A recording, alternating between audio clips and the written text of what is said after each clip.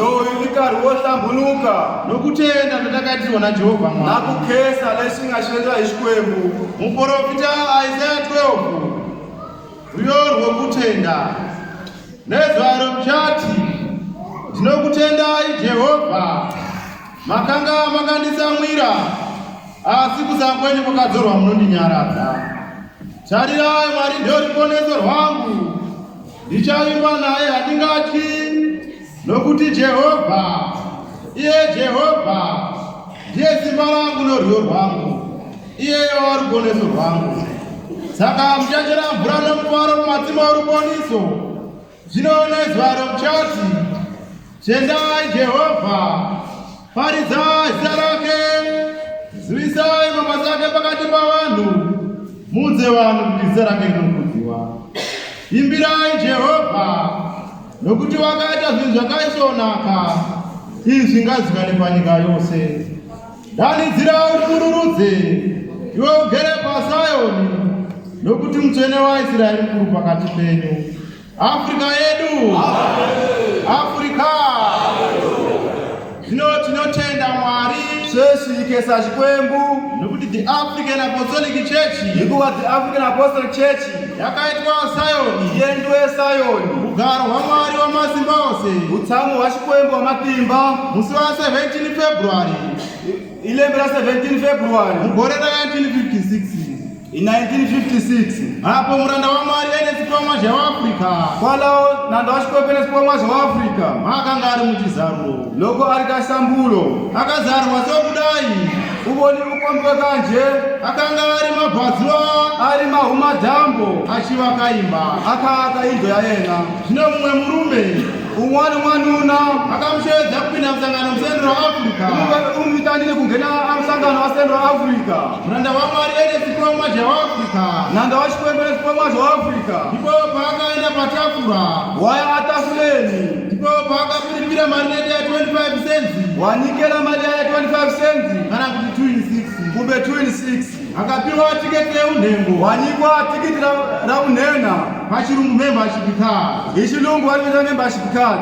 Varume vakanga vane matikiti eunhengo, vavanuna lava va ri na matikiti ma unhena vakanga vari 12 a ku ri 12 kana kuti 13. kumbe 13.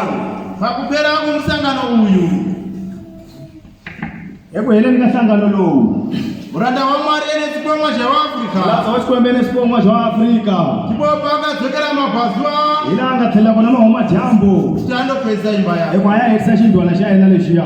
Ndipo pakatanga kusada imba iyi, hi laha nga sungula ku ka a nga ha rhandzi xindlwana lexiya, nokuti chidziro zvose nedenga hikuva khumbi hinkwaswo na langwa zvakanga zviri zvipfupi a swi gome ngopfu, chidziro changa chisati chanamwa, na khumbi a li nga se phamiwa, denga rakanga risati rapfirirwa. na langwa li nga se fuleliwa.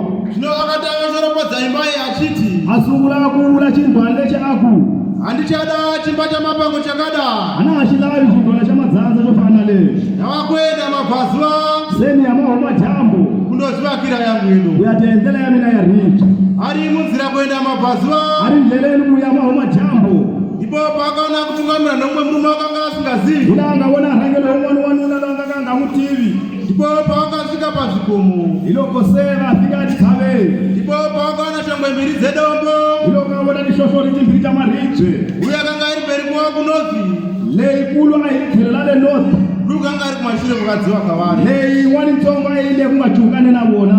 Mutumwa uye akakwira pashongwe duku iya, Murhumiwa luya hi loko a khandziya ka hlohlori leyintsongo, muranda wa Mwari Ernest Pfamazha wa Afrika ndokuya. mulandza wa Xikwembu Ernest Pfamazha wa Afrika na yena a khandziya. Mutumwa uye akanyangarika, N'wanuna luya a vheta a nyamalala. muranda wa Mwari Ernest Pfamazha wa Afrika ndokusara amire. Mulandza wa Xikwembu Ernest Pfamazha wa Afrika a sala a yimile. Paye panga pamire mutumwa uye. Lahaya a ku yimile murhumiwa loyiya.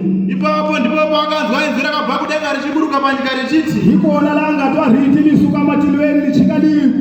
sharira vanyenya Mwari riburuka panyika. Chuka chinyipana cha Xikwembu xa vuya misaveni. Muranda wa Mwari Ernest Pfamazha wa Afrika Mulandza wa Xikwembu Ernest Pfamazha wa Afrika. ndipo paakatarisa nechekumabhazuva kumusoro kudenga, Loko a cuka hi le mahomajambo a henhla, ndipo paakaona gore jena rezuva hi loko a vona papa ro basa rakanga rakatakura mambo Jesu Kristu lela li rhwele xinyipana xa Xikwembu nevatumwa vakuru vedenga na varhumiwa lavakulu va le matilweni. Archangel choir navangoti Archangel choir aimba zvaisiririsa kwa avembela swin'wana swo nandziha swinene zvaitapira mudzodzo swilo leswi a swi nyanganya ngopfu atindleveni. muranda waMwari ene Xikwembu chaAfrica Mulandza wa Xikwembu ene Xikwembu xa Afrika akadzikatirwa kuona gore iri hi loko a pfaleliwaka ka a nga ha voni papa leri neshongwe huru yakanga iri mberi kwake hi hlohlori leyo leha yi nga yi le matilweni asi anga chingodza kuimba kwaisiririsa kwa kambe ku yimbelela loko nandziha ku twa swinene vaitapira mudzodzo kuti a wu ka ku nyanganya lomu tindleveni ta yena. muranda waMwari ene Xikwembu chaAfrica Mulandza wa Xikwembu ene Xikwembu xa Afrika ndipo paakaona gore jena rezwa hi loko a vona papa linene richibhururuka richikwidza kumusoro lika lihaha liya le henhla ipapo ndipo paakaona Afrika yose yangodisandalala hi kona la nga vona Afrika hi ka yo iyo sulumete sebani risina miti kana zvikomo ku fana na livala li nga havako tshava kumbe misinya kunze kwecho chikomo chakanga handle ka titshava na xin'we tena lexi a nga ri henhla ka xona. ndipo paakaona gore jena rezwa hi kona se a vona papa la kahle richinomhara kungwa ri kumusoro Mediterranean Sea famba liya la phatsama henhla ka Mediterranean Sea pakamhara gore iri kwala ku nga phatsama papa leri ndipo pakadzituka rukova hi kona ku nga sungula nambu rwakadimbura Afrika nepakati wu tsemile hikwala phakati ka Afrika kubva kungwa ri kumusoro Mediterranean Sea kusuka kwale henhla ka Mediterranean Sea richiburuka nepakati peAfrica hi fambela phakati ka Afrika kusvika kungwariza Southern wu Ocean ya fika ehansi le Afrika-Dzonga. zvino gore jena rezwa Se papa leri rakati richitanga kufamba hi te loko se yi sungula ku famba chimwe chidimbu chegore xin'wana xiphemu xa papa chakadimuka chikasara pakati peEjipita hi loko neEthiopia xi tsemeka xi sala phakati ka Ijipiti na Ethiopia.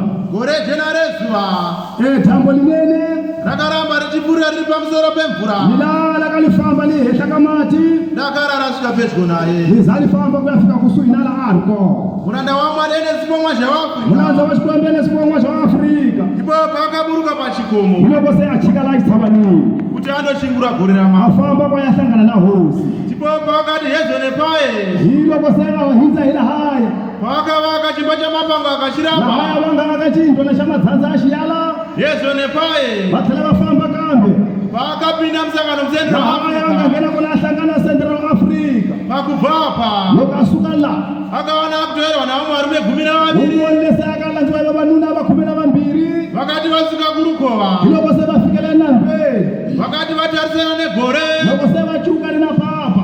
muranda waMwari ene Xikwembu Mulandza chaAfrica wa Xikwembu ene Xikwembu xa Afrika akazadzwa nesimba ramudzima hi loko va anoenda tatiwa hi matimba lawo yila a Xikwembu akarumbidza akadanidzira nedziguruguru achiti a vitanela hi vhiti lelikulu aku tarira cuvuka tinokanda na muSayoni hoxa eSayoni ibwereko na benyu rakasanangura vhitshe rinokosha linene la yinhlaleli li nga laviwa unotenda kwaari hanganyadzi loyi a li lavaka a ngeke a nga xonisiwi. gore jena rezwa Papa leriya rakaramba richipfuurira riri pamusoro pemvura hi yalile ka li famba li henhla ka mati vakarimhanyira vari mhiri gori kwamabhaziva va tsutsumile va ri nakambe etlhatu ku wa nambu kuti vanogarira gore ramambo wavo ku va ya yimelela papa leriya la hosi. muranda waMwari ene Xikwembu chaAfrica Mulandza wa Xikwembu ene Xikwembu xa Afrika ndipo paakaona muchinjikwa miri hi yegoridhe laha a nga vona kona swiambalo swimbirhi swa ntshuku yakanga iri mumashizha mukuti wakasvibira leswi a swi ri matlukeli lamanene a nsinya wa mukute wakanga ari mamhenderekedzo orwisa a wu ri kwala kusuhani na la nantsweni. ndipo paakati kuna vamwe vake Hi loko a ku ka van'wani va yena tarirai langutani ndiye muchinjikwa miri yemambo leyi hi yo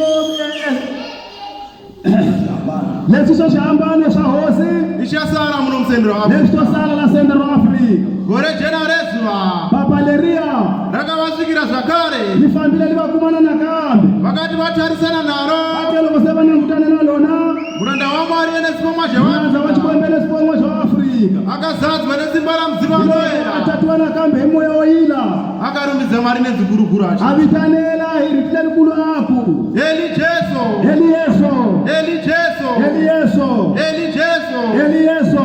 gore jena rezwa Papa leriya rakaramba richipfuurira riri pamusoro lala ka pemvura li famba li henhla ka mati vakarimhanyira vachirumbidza Mwari hi vachiti loko va famba va tsutsuma va ka va khuza Xikwembu vaku eli jesu eli yeso eli jesu eli yeso eli jesu eli yeso. dakara vasvika kuDrakensberg mountain Va za va fika eDrakensberg mountain makomo ari muno muSouth Africa ka titshava leti nga kona kwala Afrika-Dzonga. Dzonga vazasuko vari kwale hansi le muranda wamwari vene zipongwa zvaafrica mulandza wa Chikwembe nezipongwa zva Afrika tipo pakati kune vamwe zvino vakuka vamwani lafamba na vona varume vavanuna ishe achiri kumbagura nenyika vose dzose atsemakanya na misava hinkwayo yatidzokera zviri muzvikomo ayikheleleni leyi nga ri kona titshaveni ipapo ndipo pakadzokera pazvikomo hiloko va tlhela laha xitshavanini paya pakazwa nziri chiti lahaya va nga sungula ku twa hitiliku sharirane nyamwari buruka nanguta xinyipana xa Xikwembu xa vuya misaveni ipapo ndipo pakapepuka kanama hiloko Afrika a khongela afrika yedu afrika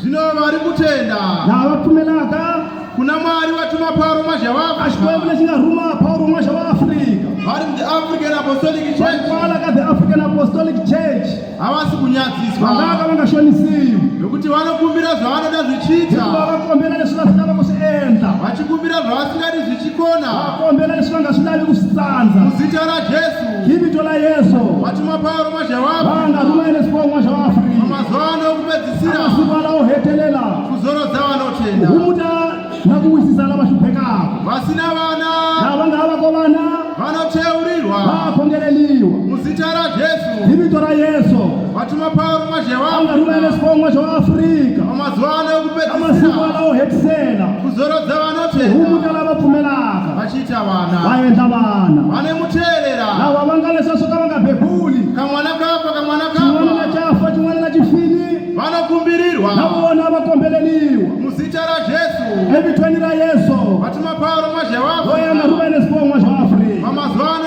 a masiku okupedzisira alawo hetisela kuzorodza vanotenda humuta lava khesaka vachidzvara vana vanorarama vatswala vana lava hanyaka vanorwara lava vadzaka vanoteurirwa na vona va khongeleliwa muzita rajesu a vitweni ra Yesu watuma Paulo va nga mazhavafrica rhumele swipongwa swa Afrika vamazuva ano a masiku okupedzisira alawo hetisela kuzorodza vanotenda humuta lava va hluphekaka vachipora va hola na vona vanotambudzwa nemweri lavaya va hluphaka mimoya liya ya chaka vanoteurirwa na vona va khongeleliwa muzita rajesu a vitweni ra Yesu watuma Paulo va nga mazhavafrica rhumele swipongwa swa Afrika vamazuva ano a masiku okupedzisira alawo hetisela vachizorodzwa va humutiwa vasina mabasa lava nga havako mitirho vanokumbirirwa na vona va kombeleliwa muzita rajesu vitweni ra Yesu watuma Paulo loyi a nga mazhavafrica rhumele swipongwa swa Afrika vamazuva ano a masiku okupedzisira